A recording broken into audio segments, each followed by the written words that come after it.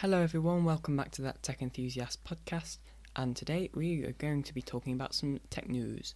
I'm going to be talking about the PS5 and the Xbox Series X specs and which one's better. Netflix lowers quality. Do they? Because they kind of don't, but they also kind of do. Some updates on the iPhone 9 and more. Let's roll the intro.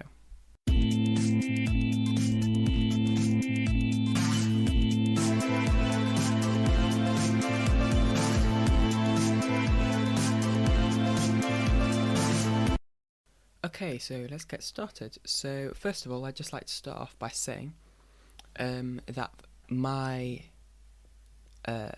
I've been recording in mono instead of stereo, so it's only been coming out of the left ear, I think it was coming out, or speaker, instead of the right one. So they should now be both coming out of both sides. I don't know how I haven't realised that, but there you go. Okay, so right, let's get into it. So let's start off with the PS5 versus Xbox Series X, because that's like the main thing that I hear people talking about right now. Alright, so the release date is just all that's been released about the release date is holiday 2020, probably the summer holidays. With regards to which is better, the Xbox appears to have a slightly better processor, however the specs are still pretty similar. And if you think about the last gen consoles, if you think about the PS4 was significantly more powerful than the Xbox. This time it's like slightly more even, so the PS4 is only slightly better than the Xbox. Whereas the other way around, the Xbox was only slightly better than the PS4. Whereas last time, I'm confusing myself. Okay, right. The PS4 last time was better than the Xbox by a lot, but this time the Xbox is slightly better than the PS5. There we go. That's what I've been trying to say, but I just can't speak today. So they are both going to be able to do 8K, both 120 frames a second and 128 hertz refresh rate, but not at the same time. That is really important. It will probably be 4K with 120 frames, not 8K with 120 frames. And also, you've got to also remember you need to have a TV that can do that resolution, and you have to have a good enough TV anyway. And unless you just got to have a good enough TV, like. They both will have a custom SSD, and they'll probably be an NVMe drive.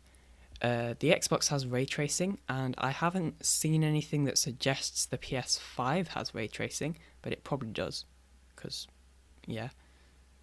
If you're wanting to be eco, then don't buy the Xbox.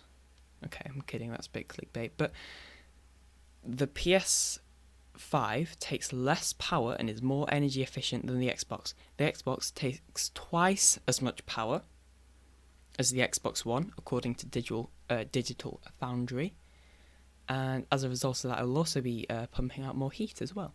Whereas Sony have said that the PS5 will be more energy efficient, possibly even more energy efficient than the PS4.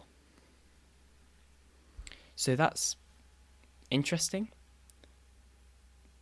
With which one I'm going to buy, well, I'll go over the specs first and then I'll say which one I would buy.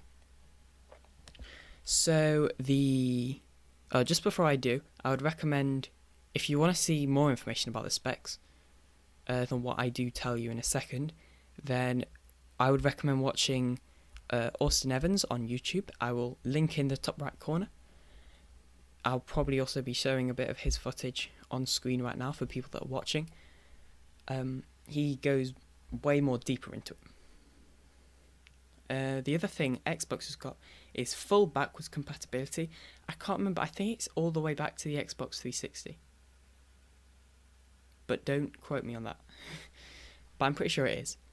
The PS5 only has backwards compatibility all the way to the PS4, and not every game on the PS4 either.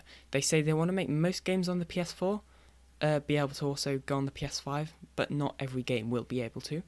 So, you can assume that all the high-end titles will be able to, or all the popular ones. So, Minecraft will probably have backwards compatibility. Minecraft for PS4 will probably be able to go on PS5. And yeah, just high-end popular games. Something else that's worth mentioning actually is the Xbox could potentially do 8K at 120 frames a second in like a really old Xbox 360 game. That's the only time that they're going to be able to do both of those things at the same time. That's probably the only time. Right, so the specs. Let me get the specs. Where have the specs gone? I've lost the specs. How many times can I say specs in one sentence? Right, it is manic. Okay, here we go. Right, the CPU on the Xbox Series X is an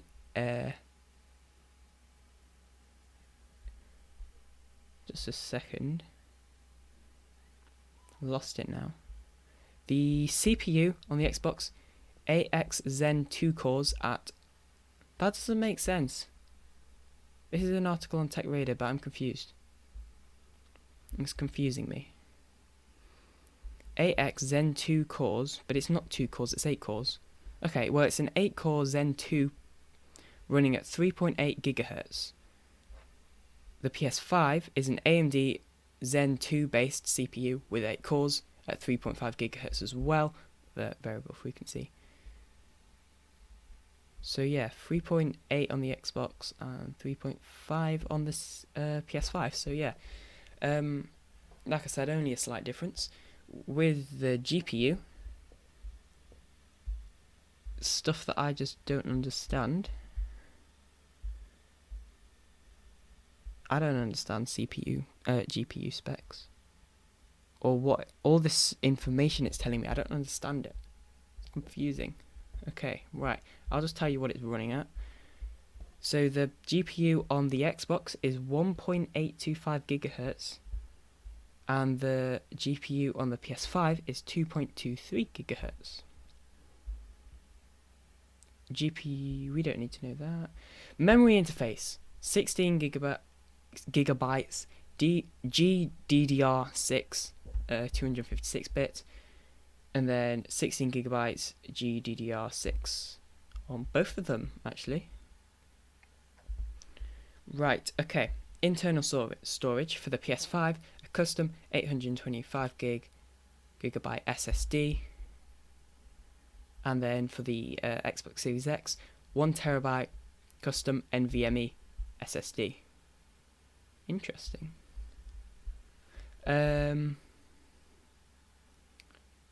Expandable storage on the PS5. Apparently it does have another NVMe SSD slot, so you could get that's actually pretty cool. And also USB hard drive support for PS4 games only on the PS5. And then on the PS5 doesn't have ray tracing. Actually, I lied earlier. It does not have ray tracing. But the Xbox is compatible with Xbox One accessories, and the PS5 has a 4K Blu-ray drive. I kind of said that in a confusing order, so I will put a list of specs and where I found them out from down in the description. So you should go and check that out. I'll also maybe put them on the website. I'm planning something for the website, a bit like a forum. So, you should all go and check that out. That techenthusiastpodcast.jimdo3.com. Alright, a bit of news on the iPhone 9, which I talked a little bit about on the first episode. Was it the first episode? I can't remember now. But yeah, I talked about the iPhone 9 a while ago. And it is going to be running the A13 Bionic, which is the same as the iPhone 11 and 11 Pro. A 5.5-inch touchscreen. It will be able to do Apple Pay because of the NFC reader, and it will have a button. As far as I'm aware, that's all the updates we've got on the iPhone 9. Alright, so this one's interesting. So I'm going to read you what Netflix said, and then I'll kind of explain it. So Netflix said this: following the discussions between Commissioner, I don't know how to say that name, and Reed Hastings, and given the extraordinary challenges raised by the coronavirus, Netflix has decided to begin reducing bit rates across all our streams in Europe for 30 days.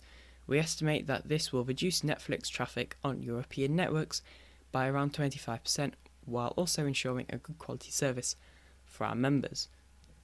This is also, so yeah, in the UK and for the everywhere that's in the EU plus the UK, Netflix bit rates will be lowered, but that does not mean that the actual picture quality should stay the same. It does not mean that you'll get lower picture quality. So people that pay for HD and 4K will still get 4K and HD. The bit rate is just the data transfer. So I guess that means kind of like it will buffer slowly, load slower, I guess.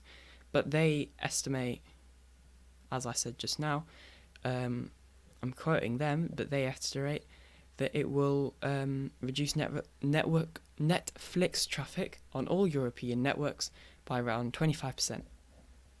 So, you know, that's all right, I guess, because I guess everyone's staying at home. They can't really manage it. They're what's it called?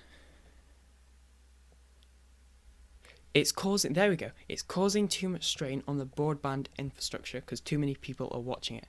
That's what I've been trying to say. I just really can't speak today, apparently. Okay, the next thing I want to talk about is the EU right to repair law. So they might be passing, well, not law, but they might be passing a legislation in the EU to the right to repair is what it's called. And I'm pretty sure that's like the iFixit motto.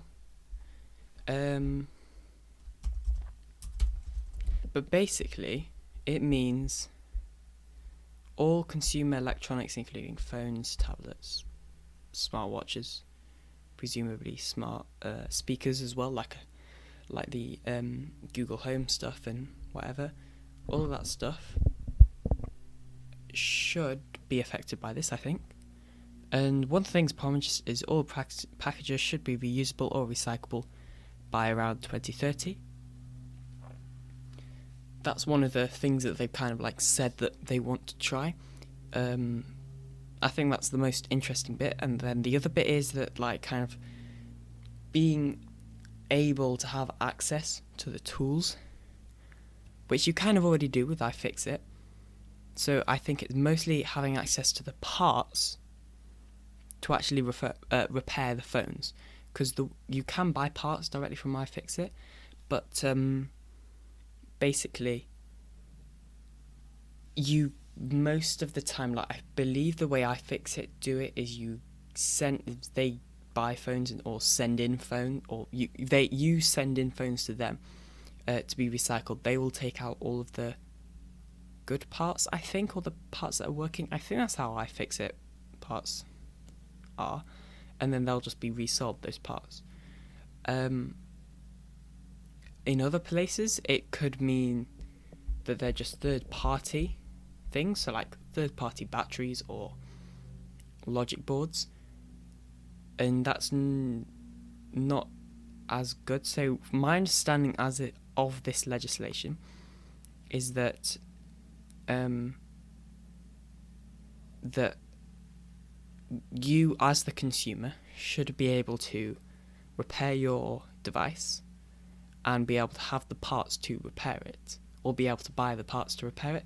So that could potentially mean that phone companies and stuff have to sell replacement batteries or replacement screens, for an example, which I think could be good.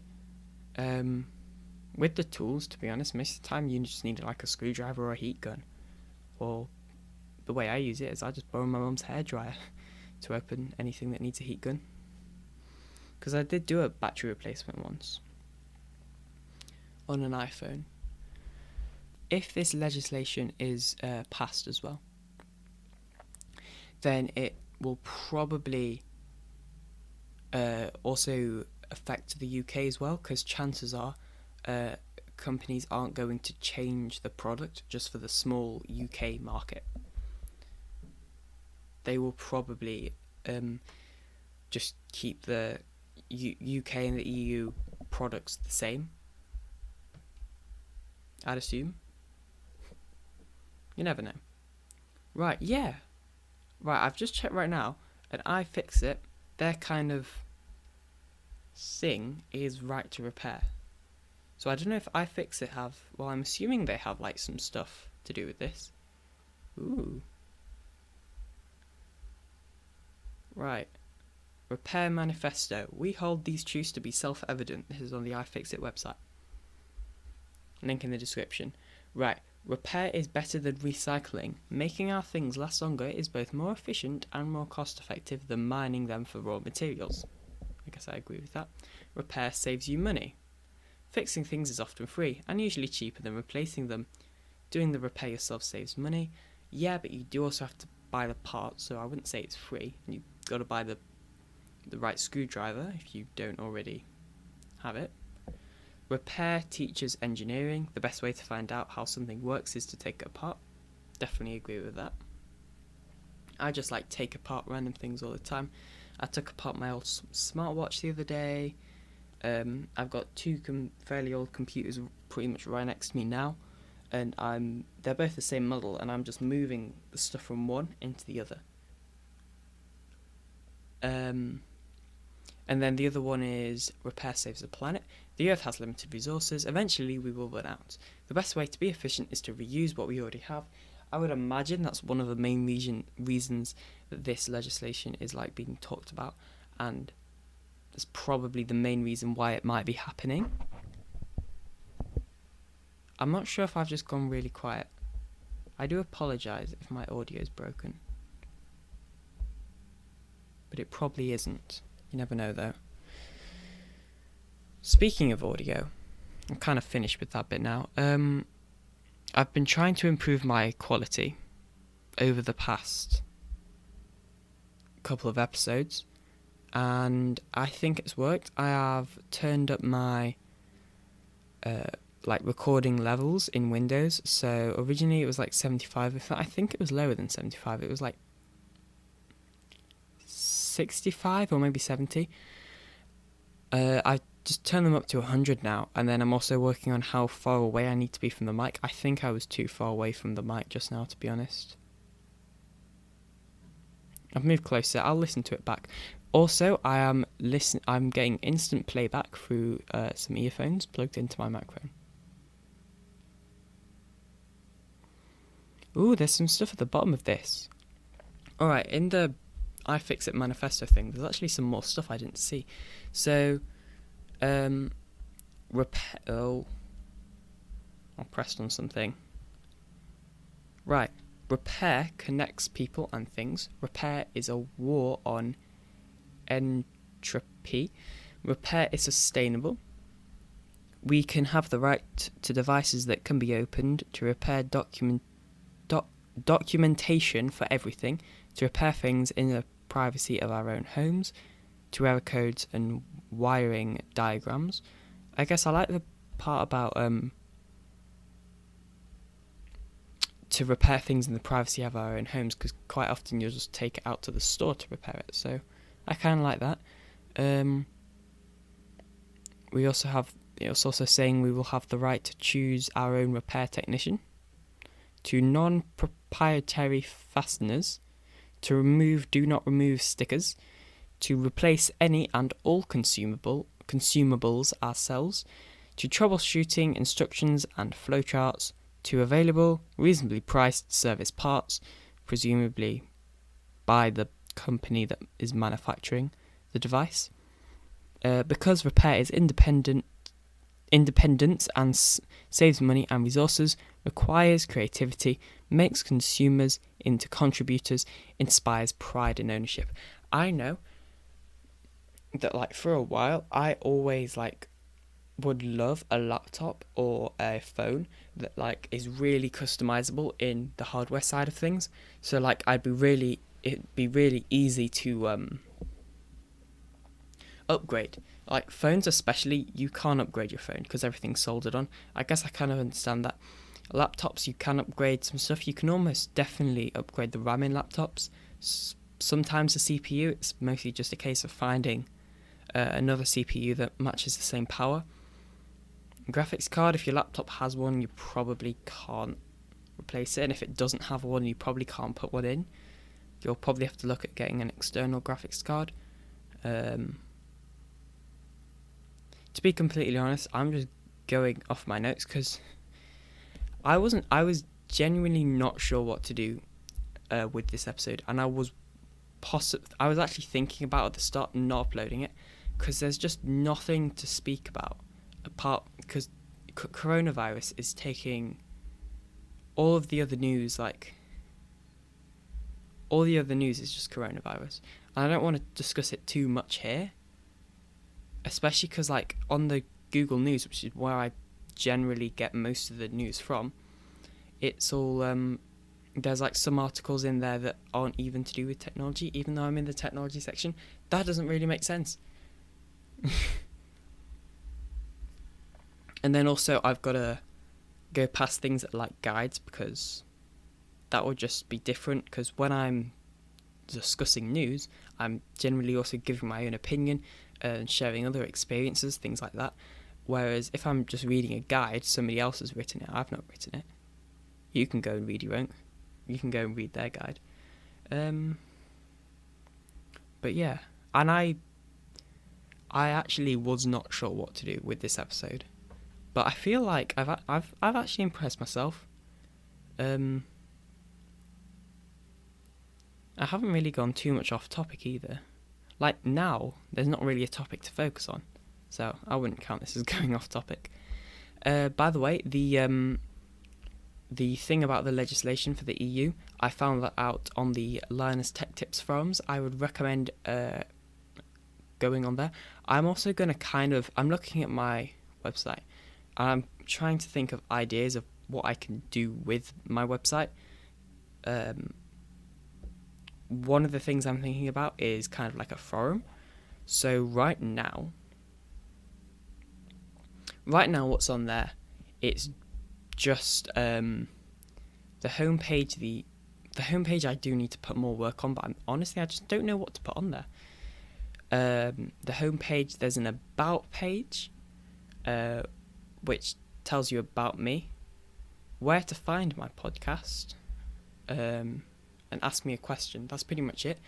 I'm not sure I don't know what I would call it, but I kind of want to make another section that would say like, it would be like things I've talked about in my videos, and then so like a place, not really like a forum, but like a place where you can, or maybe it will be a forum, but then it will probably just be me posting on it, because there isn't that many people. I don't think there's enough people to make a forum, so I kind of want to make like a place where I put information. And it kind of is loosely based on what I've talked about, what I've speaked about. I guess maybe a bit like a blog. It would be kind of loosely based around what I've talked about in the episode. Also, I should probably address the fact that my last upload was on Wednesday, and I'm recording this on Sunday. Hopefully it will go up today. That's because there hasn't been that much to talk about. Like I've already talked about not there being much to talk about. I think I posted a video only on YouTube, like kind of showing off my website. That was meant to be a better quality re-upload. It wasn't, because OBS is weird and I don't understand it. And I set it to highest quality, but it still recorded in 480p. So I'm going to have to try and find a different way to record my screen and then just boost the quality. Because OBS Studio just is not working for me. That's annoying. But anyways, yeah, put down in the comment section any decent screen recorders, preferably free ones. I was thinking about using the Xbox Game Bar, but to be honest, they don't. Well, like, I don't know. I use it like when I want to record a game, like a real quick bit of gameplay, and I want to show it to my friends. That's normally when I would use it, because it's just nice and quick. Windows Alt R, recording, Windows Alt R to stop again. I then find it in files and WhatsApp it them over WhatsApp web.